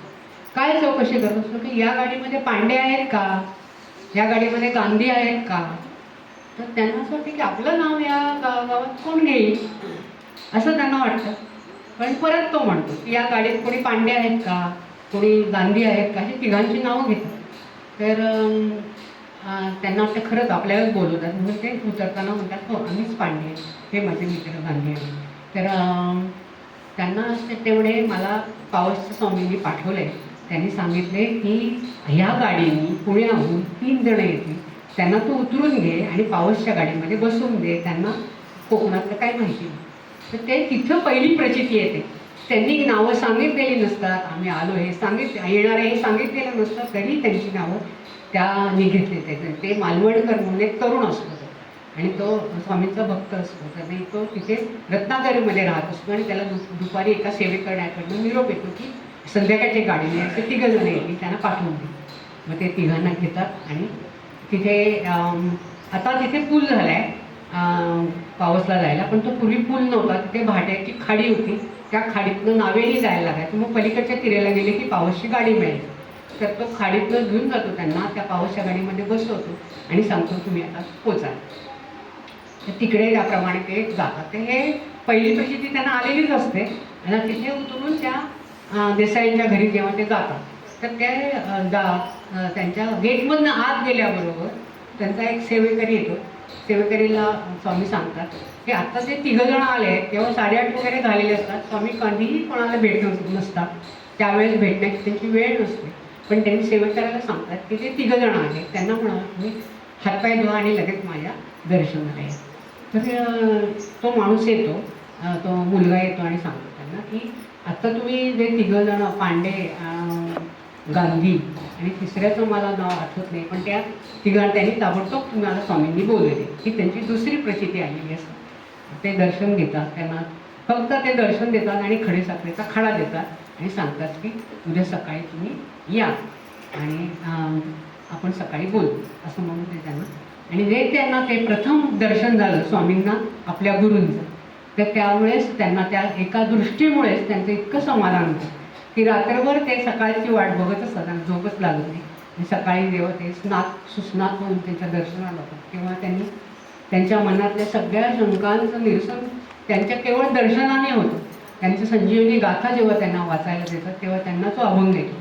त्या अभंगामध्ये असं असतं की कुठल्याचा अतिरेक नको, असा म्हणजे निराहार नको, जास्त खाणं नको, जास्त झोप नको, जास्त उपाशी, जास्त आळस नको.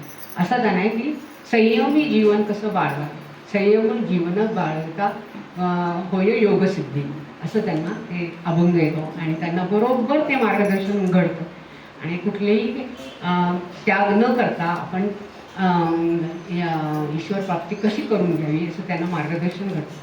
आणि मग तिथे 2 दिवस राहून ते परत येतात. त्या 2 दिवसामध्ये त्यांच्या स्वामींचे जेव्हा जेव्हा दर्शन होतं तेव्हा तेव्हा त्यांच्या मनातल्या ज्या शंका असतात की आत्तापर्यंत मी इतक्या गुरूंकडे गेलो, इतके लोक पाहिले, इतकी व्याख्याने ऐकली, पण मला जे समाधान झालं नाही ते तुमच्या ठिकाणी ते म्हणले की ज्या ज्या प्रत्येकाचं एक एक कार्य असतं, आता तुला कुठेही जायला नको, कुठेही यायला नको, तू आता इथेच स्थिर झाला आहे, तू योग्य ठिकाणी आलेला आहेस असं त्यांना मार्गदर्शन मिळतं आणि ते तिथे स्थिर होतात.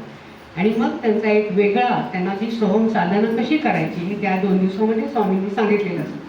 ती सोहम साधना ते करायला लागतात आणि ते इतके निष्ठेने करतात. आणि त्यांची अगदी त्या ब्राह्मण कार्य, तुम्ही जर पुण्याला आला असाल तर ब्राह्मण कार्यापाशी सदाशिव पेठेमध्ये 3ऱ्या मजल्यावर त्यांची एकच खोली असते. तर तिथे ते एक कोपरा आपल्या साधनेसाठी, म्हणजे कुठलेही मला असंच पाहिजे, मला शांतताच पाहिजे, असंच कोणी बोलू नका असं कुठलेही, कारण त्याचे बाकीचे व्यवहार तिथेच चालू असतात, पण ते एक असे कोपरा घेतात आणि तिथेच साधना करत असतात आणि त्या साधनेला लागतात. आणि सोहम साधना तशी त्यांची वाढत जाते. मग त्या एक शेजारी मंदिर असतं, तिथे पहाटे उठून तिथे जायचं, तिथे 2 तास त्यांची साधना करायची. असं ध्यान साधना करत करत ते एका विशिष्ट अवस्थेला पोचतात. आणि दरवर्षी ते सुट्टी लागली, मुलांना सुट्टी लागली की मुलांना आणि पत्नी काही दिवसांनी आईसाहेबांना म्हणजे त्यांच्या पत्नीला पण अनुग्रह मिळतो.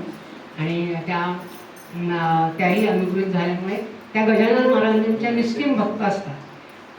ज्या त्यांच्या कुमुदिनी पांडे म्हणजे त्यांच्या ज्या पत्नी आहेत त्या तर त्यांना त्या गजानन महाराजांवर पूर्ण विश्वास असतो आणि ते म्हणतात की माझे गजानन महाराज माझे असे त्यांची निष्ठा असते. तर त्यांना एक ते जेव्हा त्यांचे पारायण करत असतात तेव्हा त्यांना असं आदेश येतो की तू पण पावसला जा, देहदारी म्हणजे ते जे गुरु आहे तेच तुझे गुरु आहे, मीच तुला त्यांच्याकडे पाठवते असा त्यांना आदेश होतो. आणि मग ते स्वामींना सांगतात की मला पण त्यांच्याकडे जायचं आहे, मला पण त्यांचं दर्शन घ्यायचं आहे असं म्हणून त्याही त्यांच्या अनुग्रहित होतात. आणि मग त्यांची 3 मुलं पण अनुग्रहित होतात. असं त्यांचं कुटुंब सगळं पावसला वाहून गेलं. आणि मग दर दिवाळीची सुट्टी लागली, दर नाताळची सुट्टी लागली, दर मे महिन्याची सुट्टी लागली की हे सगळं म्हणजे स्वामींना रजा नसायची पण हे बाकी सगळेजण तिकडे जायचे. आणि त्या मुलांनी पण त्यांची खूप सेवा केली, सगळं कुटुंबच त्यांचं अनुग्रहित झालं आणि त्यांच्यावर त्यांची कृपादृष्टी झाली. पुढे काय झाले 1-1.5 वर्षांनी की इतके उच्च प्रतीचे आपले स्वामी आहेत की त्यांचे ज्ञानेश्वरच जे आहेत त्यांची जगाला ओळख व्हावी. मग जगाला ओळख व्हावी म्हणून काय केलं पाहिजे, तर त्यांचं इंग्लिशमध्ये जर आपण चरित्र लिहिलं तर त्यांची जगाला ओळख होईल, कारण इंग्लिश भाषा ही सगळ्या देशांमध्ये वापरली जाते असं त्यांच्या मनामध्ये एकदा विचार येतो. आणि मग ते स्वामींकडे जातात. तर त्यावेळेस योगायोगाने असं झालेलं असतं की एकाने त्यांचं चरित्र लिहायला सुरुवात केलेली असते आणि एक प्रकरण लिहिलेलं असतं. तर ते स्वरूपानंद त्यांना म्हणतात की ते हे बघ तू, कारण ते इंग्लिशमध्ये MA झालेलं असतं, म्हणजे कसं त्यांचं शिक्षणही स्वामींनी तसं करून घेतलेलं आहे, योगायोग पण तसाच असतो. तर ते मास्टर्स असतात इंग्लिशचे. तर त्यांनी जेव्हा ते प्रकरण वाचलं तर ते म्हणतात की 2-4 दिवसात वाच आणि मला सांग. तर ते रात्रीतच वाचून काढतात आणि दुसऱ्या दिवशी सांगतात त्यांना की मला काही एवढं ते भावलं नाही आहे की तुमचं ज्या स्टँडर्डचं व्हायला पाहिजे तसं मला वाटत. मग ते स्वरूपानंद त्यांना सांगतात की असं तर तूच लिही असं त्यांना सांगतात. तर ते सांगितल्यानंतर त्यांना असं वाटतं की आपण लिहू शकू की नाही, पण ज्या ती गुरुने सांगितलं त्या ती शक्ती तेच आपल्याला देतील हा त्यांचा दृढ विश्वास. आणि मग त्यांनी त्यांचं इंग्लिशमध्ये लिहायला सुरुवात केली. पुण्याला तर तिथे बसून तर लिहू शकत नाही, पुण्याला आल्यानंतर एक प्रकरण लिहायचं, ते टाईप करून घ्यायचं आणि ते पाठवून द्यायचं पावसला. मग ते पावसला स्वामी 1-2 जणांना वाचायला द्यायचे. अशा प्रकारे त्यांनी त्यांचं परमहंस पावस असं इंग्लिशमधलं स्वामींचं चरित्र लिहिलं. परमहंस पावस हे स्वरूपानंदाचं इंग्लिशमधलं चरित्र 1972 साली प्रसिद्ध झालं पावस. आणि ते अतिशय स्टँडर्ड आहे आणि त्यामध्ये स्वामींची जी श्रेष्ठता आहे, स्वरूपानंदांची श्रेष्ठता आहे ती पूर्णपणे ओतली गेली. आणि त्या आपल्याला असं वाटतं की हल्लीच्या काळामध्ये संत नाही आहेत, पण आपण त्याचा शोध घेतले म्हणून आपल्याला सापडत नाही. असे संत अनेक आहेत जे की त्यांनी वाहून घेतलेले. म्हणजे आता आपण सखाराम महाराजांचा पण आपण शोध घेतोय, तेही आपल्याला मार्गक्रमण होते. सर याच्याबद्दल मला थोडंसं विषयांतर होईल, पण मला थोडंसं असं सांगायचं की माझ्या मनामध्ये असा एक विचार आला की ज्ञानेश्वरांच्या परंपरेमध्ये ज्ञानेश्वरानंतर 300 वर्ष कोणी नव्हतं. नंतर त्यांचं एक ते दुर्लक्षित झाली त्यांची जी आता आपण आळंदीला समाधी बघतो ना ती दुर्लक्षित झाली. किती वर्ष? 300 वर्ष. आणि नंतर मग देवनाथ म्हणून एक पैठणला राहणारे संत होते. तर ते त्यांना असं वाटायचं की आपल्याला ईश्वर कळला पाहिजे, मला ज्ञानेश्वरी कळली पाहिजे. तर त्यामुळे त्यांची जी आस होती त्यामुळे ते शोधत याला आले. 300 वर्षांनी आळंदीला आले की ज्या ठिकाणी संपूर्ण असं गवत वाढलेलं असं ते झालेलं होतं की ती अजिबात आता जे आपण बघतोय की समाधी फक्त सिद्धेश्वरचं मंदिर तेही पडकं झडकं असं होतं. तर त्या ठिकाणी 300 वर्षांनी ते आले आणि त्यांनी ते ज्ञानेश्वरी मला तुम्ही समजून सांगा असं म्हणून ते त्यांच्यासमोर बसले. पण त्यांना ते समजेना. तेव्हा ते म्हणले की आता जर तुम्ही मला ज्ञानेश्वरी समजून सांगितलं नसेल माझी जीभ मी कापून ठेवली. आणि खरंच त्यांनी जीभ कापली आणि त्याचं रक्त बळबळ व्हायलं त्या ज्ञानेश्वरीवर. तेव्हा प्रत्यक्ष ज्ञानेश्वरांचं त्यांना दर्शन झालं आणि त्यांना ती ज्ञानेश्वरी कळली. म्हणजे त्यांनी त्यांना पूर्ववत केलं. ती म्हणजे एक ज्ञानेश्वरांची किमया, पण इतकी तळमळ ईश्वर भक्तीची लागावी लागते. आणि त्या देवनाथ महाराजांची समाधी पैठणला असून तीही अशीच दुर्लक्षित होती. आणि ती आता विश्वनाथ महाराज त्यांच्या ह्याच्यातले 2 पिढ्यानंतर गेल्यानंतर आता सापडली. आणि कारण का असं झालं तर ते विश्वनाथ महाराजांनी त्यांच्या म्हणजे नंतरच्या यांनी ती शोधून काढली आणि आता त्याला ऊर्जितात्व अवस्था इतकी चांगली आलेली आहे की तिथे आता सुंदर देवनाथ महाराजांचं समाधी मंदिर झाले. आणि ते मंदिरामध्ये आता जे मी अजून गेले नाही, माझी एक इच्छा आहे ते बघायची. आणि त्यामध्ये आता ज्ञानेश्वरीचे पारायण, त्यांच्या वेगवेगळे असे प्रोग्राम हे होतात, उत्सव साजरे होतात. म्हणजे आपण अजिबात निराश होता कामा नये की सकारात्मक की त्याचं कारण देवनाथ महाराजांनी स्वतः येऊन सांगितलं विश्वनाथ महाराजांना का दुर्लक्षित राहिली. तर ते म्हणले की माझी साधना काही अपूर्ण राहिली होती की जी माझ्या ह्या सेवेमुळे झाली नाही. त्या साधनेला जेव्हा ऊर्जितावस्था पूर्णावस्था आली तेव्हा आता माझी समाधी होण्याची वेळ आली. म्हणून त्याने म्हणजे प्रत्येक गोष्ट होण्यासाठी ही एक वेळ यावी लागते. म्हणून आता आपण या अजिबात निराश होण्याचं कारण नाही. हे सखाराम महाराजांची ही समाधी होणारच. म्हणजे झाली, समाधी तर झालेलीच आहे, पण याचं मोठं संस्थान होणार, याचे मोठे मोठे कार्यक्रम होणार, त्यांचं महत्त्व समाजाला समजणार, त्यांची महती आपण गाणार. हे तर अगदी काळ्या दगडावरची रेघ आहे. आणि या सगळे आपण सामील नक्कीच होऊ, तन मनोधनाने सामील सगळ्यांनी होऊ. आणि ह्याच्यामध्ये आता पुढे असं सांगायचं मला आपल्या स्वामींबद्दल की ते पण इथे आले होते. त्यांना ही सगळी स्पंदनं जाणवली आणि की इथे आपण भरभरून मदत करावी ही त्यांना प्रेरणा आली आणि त्यांनी इथे मदत करायला सुरुवातच केली आणि त्यांनी सगळ्यांना पाठिंबा दिला. ही गोष्ट तुम्हाला सगळ्यांना माहितीच आहे. आणि याचा पुढे सांगायची गोष्ट म्हणजे की स्वामींनी पुढे स्वरूपानंदांनी विद्यानंदांनी इतकं तयार केलं की त्यांनी जी गावोगावी जाऊन प्रबोधन केलं नाही, प्रवचनं केली नाही, ही त्यांची इच्छा राहिलेली असावी. म्हणून स्वामींना त्यांनी ती शक्ती दिली. स्वामींना शब्दबळ, शब्दाचं सामर्थ्य इतकं दिलं की त्यांनी 55 ग्रंथ लिहिले. स्वामी विद्यानंदांनी 55 ग्रंथ लिहिले. 11 उपनिषदावरचं भाष्य लिहिले. नंतर नारदीय भक्तिसूत्र लिहिले. स्वतःचं म्हणून स्वात्मबोध चिंतन लिहिली आहे की तुम्हाला गोंदवलेकर महाराजांची 365 प्रवचनं माहीत असतील. त्याप्रमाणे त्यांनी 365 चिंतनं लिहिली आहेत. त्याला स्वात्मबोध चिंतन असं नाव दिलेलं आहे. आणि ती चिंतनं कशी आहे तर अध्यात्मामध्ये जी टर्मिनॉलॉजी आहे, कुठलाही शब्द घ्या तुम्हाला त्याचा अर्थ त्यात मिळणार. म्हणजे अष्टांग योगामध्ये जे आहे ध्यान, समाधी, प्रत्याहार, प्रत्येक कुठलाही शब्द घ्या, त्याच्यामध्ये त्याचा जे विवरण आहे, त्याचा जो मुळापासूनचा अर्थ आहे, जो वेदांमध्ये याच्यामध्ये आलेला आहे, तो त्या स्वात्मबोध चिंतनमध्ये मिळणार. अशी ती 365 चिंतनं त्याने लिहिली. त्याबरोबरच ज्ञानेश्वरांचे सगळं वाङ्मय, म्हणजे ज्ञानेश्वरीवर त्यांची 9 वर्ष प्रवचनं झाली. त्या प्रवचनाचं संकलन सगळ्या आमच्या सेवा मंडळाने केले आणि ज्ञानेश्वरीच्या सुवर्णशलाका म्हणून त्याचे 2 खंड प्रसिद्ध केलेले ते प्रसिद्ध आहे. त्याचबरोबर ज्ञानेश्वरांचं पसायदानावर एक ग्रंथ आहे. ज्ञानेश्वरांचा अमृतानुभव हा निवृत्तीनाथांनी निवृत्तीनाथांनी ज्ञानेश्वरांना असं सांगितलं की तू ज्ञानेश्वरी भाष्य केलं, गीतेवर भाष्य केलं, पण गीता ही संस्कृतमध्ये होती, ती तू आता त्या लोकांना कळावी म्हणून प्राकृतात आणली. पण तुझं स्वतःचं काय, तुझं स्वतःचा अनुभव जो तुला येतो, ईश्वर प्राप्तीचा जो स्वतःचा अनुभव आहे तो तू लोकांना सांग. तुझा आत्मबोध स्वतःचा अनुभव ज्याच्यामध्ये येईल असं सांग, ते तत्त्वज्ञान तू सांग. तर आपल्या गुरुची आज्ञा म्हणून त्यांनी काय सांगितलं तर अमृतानुभव हा ज्ञानेश्वरांचा अतिशय उच्च प्रतीचा असा जो अमृतानुभव आहे तो ज्ञानेश्वरांनी नंतर सांगितला.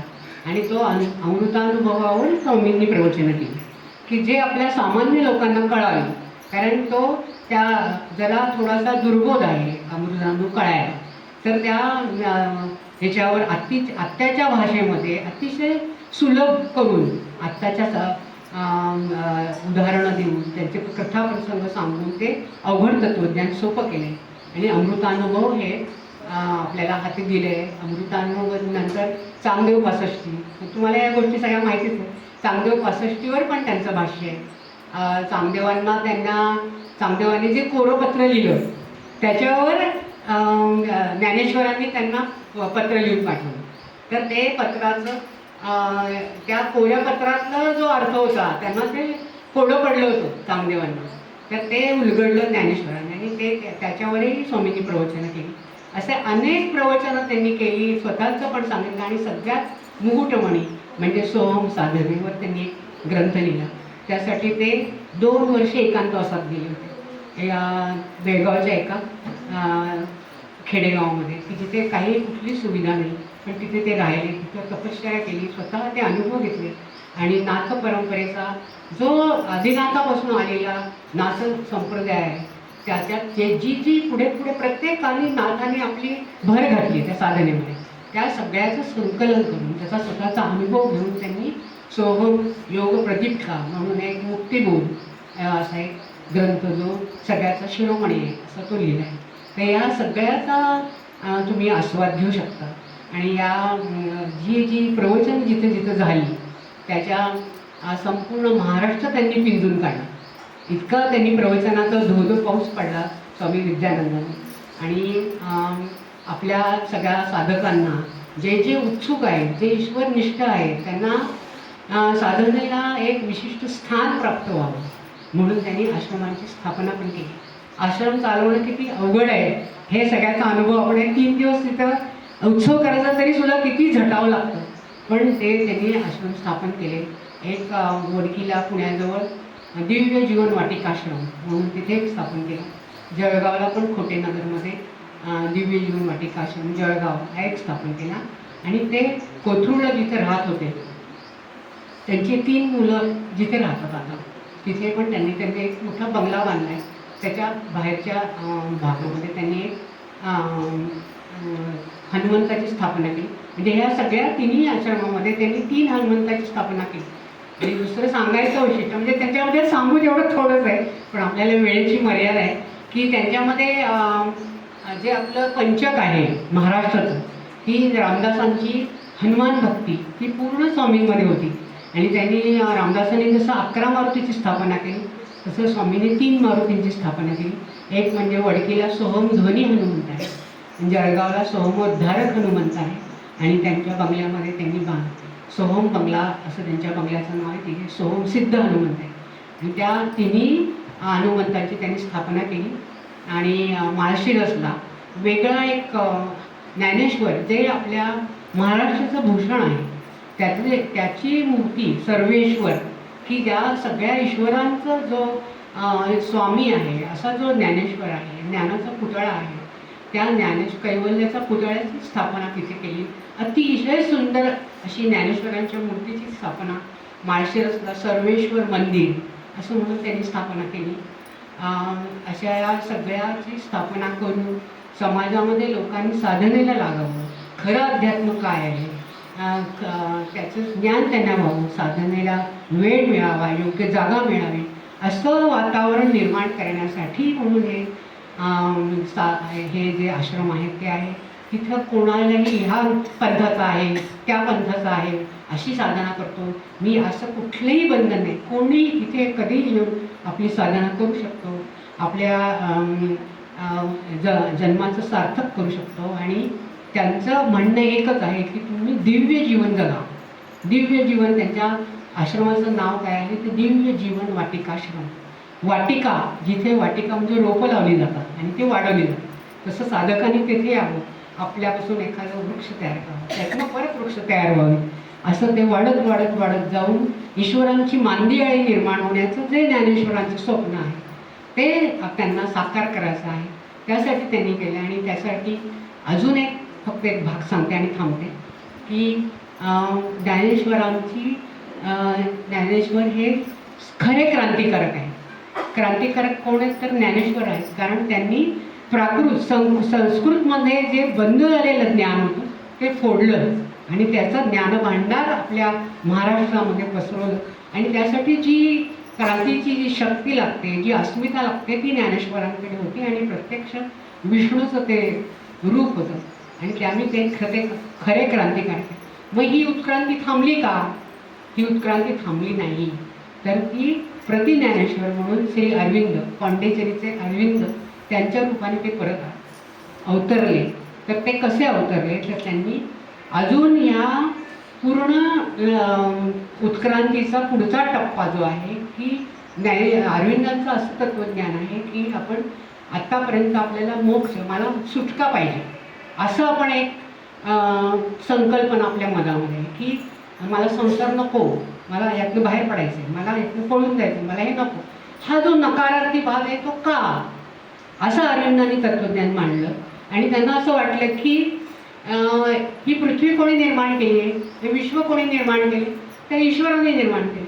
ही ईश्वराची मुलगी आहे, ईश्वरानेच प्रतिकृती आहे. ईश्वराचं जर हे पूर्ण कलाकृती आहे तर त्यातच ईश्वर असला पाहिजे आणि त्यातच ईश्वर आहे असं म्हणून त्यांनी अशी एक संकल्पना मांडली की तो ईश्वरच मी इथे आणेन, मी कुठेही जाणार नाही. असंच हे अरविंदांचं तत्व नाही, अतिशय सोपं तत्व नाही की मी इथंच असेल, इथंच राहील आणि इथंच स्वर्ग निर्माण करेल, असं त्यांनी एक तत्वज्ञान आणि त्याप्रमाणे त्यांनी साधना केली. आणि सांगायचं वैशिष्ट्य म्हणजे त्यांनी त्या शक्तीला आव्हान केले की तू इथे ये, तू या पृथ्वीमध्ये उतर आणि या पृथ्वीचा तू स्वर्ग कर. तू जे देवभूमी म्हणून आम्हाला कुठेतरी नेणार तसं आम्हाला नको, आमच्या या पृथ्वीचं, आमच्या या पृथ्वी तलाचं तू स्वर्ग कर. आणि म्हणून त्या शक्तीला त्यांनी ओढून आणण्यासाठी प्रचंड साधना केली. आणि त्याच्यामध्ये त्यांचं पण एक आपण एक वाटल्यास लेक्चर ठेवून अरविंदांचं चरित्र सांगण्यासाठी, त्यांचं पण अतिशय दिव्य भव्य असं चरित्र आहे. ज्यांच्याकडे एवढी शक्ती की ईश्वरी शक्तीला आव्हान ते करतायत, म्हणजे त्यांची केवढी शक्ती असते. तर एक दिवस त्यांचं स्वप्न साकार झालं आणि त्यांनी ती अतिमानस शक्ती या पृथ्वीच्या गर्भामध्ये उतरवून आणली. तो दिवस कुठला? तर 29 फेब्रुवारी 1956. तर त्यांनी त्याच्या आधी त्यांचा देह ठेवला, पण त्यांच्या ज्या फॉलोअर होत्या त्या फ्रेंच होत्या माताजी, त्यांना ती शक्ती देऊन त्यांनी पुढे 6 वर्ष साधना केली आणि आपल्या गुरुचं स्वप्न साकार केलं. आणि 1956 साली 29 फेब्रुवारी 1956 साली ती अतिमानस शक्ती या पृथ्वी तलावर अवतरलेली आहे. याचं सगळ्यांनी अतिशय आनंदाने स्वागत करा आणि ती प्राप्त होण्याचा प्रत्येकाला अधिकार आहे असं अरविंद सांगतात की तुम्ही ती शक्ती प्राप्त, पण त्यासाठी काय करायला पाहिजे? तप करायला पाहिजे. आणि त्या तपाने प्रत्येकाला ते प्राप्त होणार आहे. यासाठी कसं तप करायचं म्हणून पूर्ण योग म्हणून स्वामी अरविंदांनी एक पूर्ण योगाची एक पूर्ण साधना सांगितलेली आहे. त्याचा आपण नक्की अभ्यास करा, विचार करा आणि त्या पूर्ण योगाचं जे इप्सित आहे ते म्हणजे दिव्य जीवन. ते दिव्य जीवन आपण जगणार आहोत. सखाराम महाराजांनाही तेच अपेक्षित आहे आणि ते दिव्य जीवन ते स्वतःही जगलेले आहेत. त्यांनी ईश्वराची प्राप्ती केली, त्यांनी स्वतःही ते आणून ठेवले, या आश्रमामध्ये ते तत्व आणून ठेवले आणि ते दिव्य जीवन ते त्या पातळीवर जगताय. जे रामदास स्वामी, एकनाथ महाराज, त्या सगळ्यांनी ही भूमी तयार केली आणि म्हणूनच आपण आता हे कळू शकू. हा विश्वास प्रत्येक साधकाच्या मनामध्ये, हृदयामध्ये आपण बाळगू आणि ते स्वप्न साकार करण्याची आपली जबाबदारी आहे. आणि त्या दिव्य जीवनाचा अनुभव सगळेजण घेऊ आणि या आश्रमामध्ये दिव्य जीवन प्राप्त व्हावं यासाठी सगळ्यांनी सहकार्य करू. जे जे जमेल अगदी थोडंसं का होईना, पण आपल्या मनापासून जरी उत्कट इच्छा असेल तर ईश्वर नक्की मार्ग दाखवेल आणि आपण सगळे यशस्वी होऊ. ही सखाराम महाराजांच्या चरणी प्रार्थना करून मी इथे थांबतो.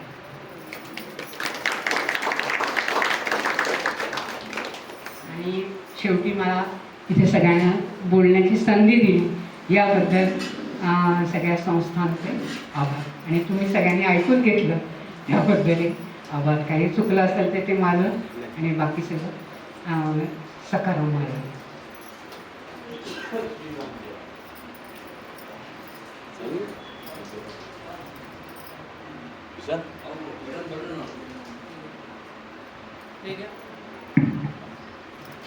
जय जय रघुवीर. खूप छान, धन्यवाद ताई.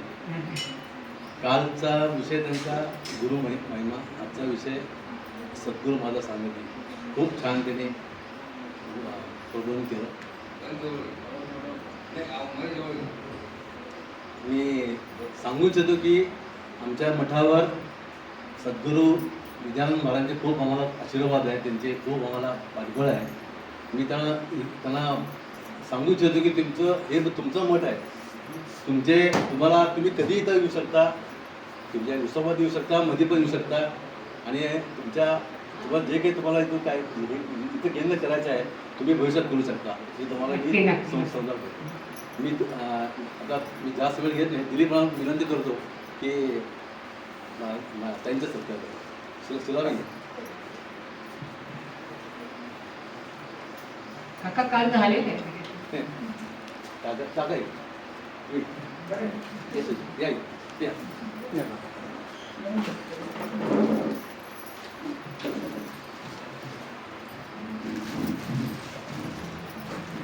हे शशिकांत कुलकर्णी त्यांचे मिस्टर आहेत.